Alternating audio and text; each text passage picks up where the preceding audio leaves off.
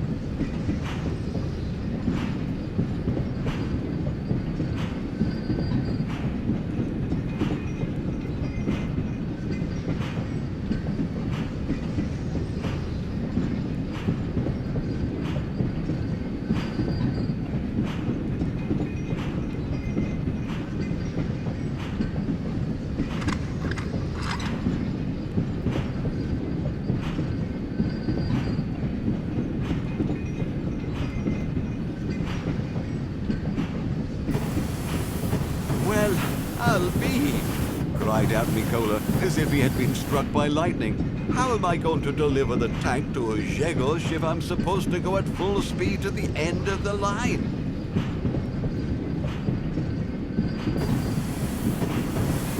Come on, on, Mikola. Use your head, Mikola repeated to himself. Got it, exclaimed Mikola. It's going to be tricky and risky, but there's still no other option. I hope Grzegorz won't let me down.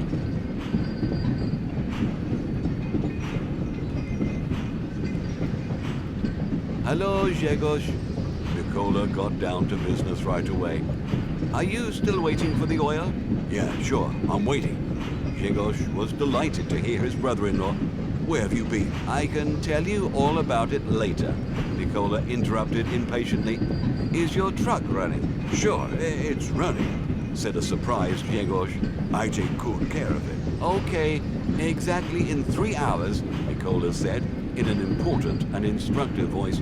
Stop at the bend near the old cliff.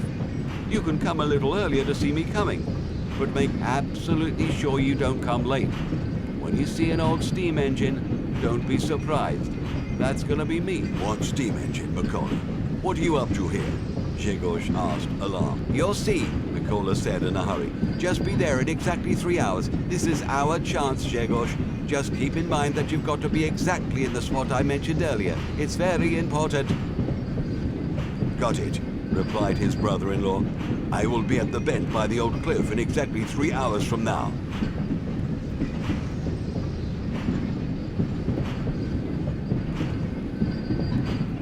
Well, as the saying goes, Godspeed, fare me well, said Mikola aloud, whistling off and wishing luck to himself.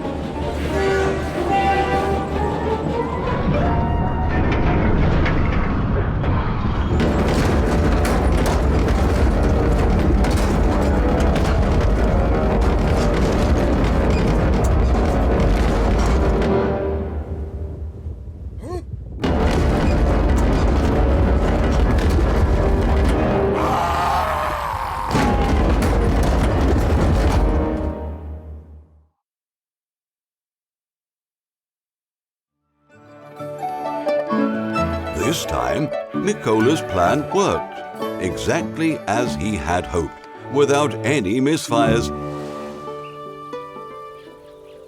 Grzegorz could not get over Mikola's spectacle.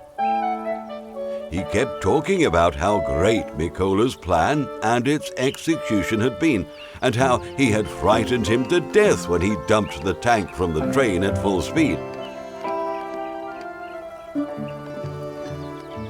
Before that, he had only seen such stunts in American blockbusters.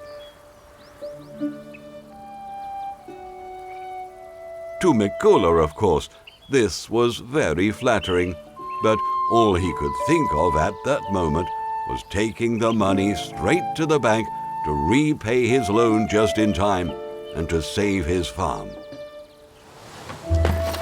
To say that the bankers were surprised to see Mikola would be a big understatement. They stared at him with their mouths wide open.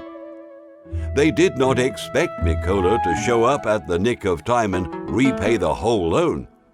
They thought that the farm was all but in their pocket. But they were messing with the wrong person. Mikola walked out of the bank brimming with joy. He felt like he was born anew. Emotions and incredible joy overwhelmed him. He was radiant.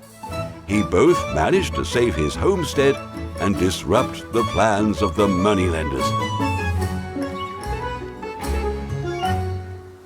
And also, after getting into such a story and miraculously getting out of it, Mikola received a good lesson in life and swore not to get involved in any gambles and adventurous affairs anymore. And the best part is that after paying the debt to the bank, Mikola had some money left, which would be enough to fulfill his fondest dream. Was all that risk in vain? Not at all. And yet again, he walked the familiar road to the fair. Only this time, he wasn't looking for seeds. Mikola bought himself a snorkel and a pair of fins to make swimming in the sea more fun. And for his wife, he bought a swimsuit with roses, the most beautiful of them all that were at the fair, so that his wife would be the most beautiful woman on the beach, to the envy of the world. And in anticipation of the long-awaited journey, he went home. Finally, our heroes set off on the long-awaited journey to the warm sea and the azure coast with golden sand. Mikola's dream came true. Oh, look at them having their well-deserved rest, swimming and basking in the sun, and taking pictures so that later they would show them to friends and relatives. Let them all be envious, eh?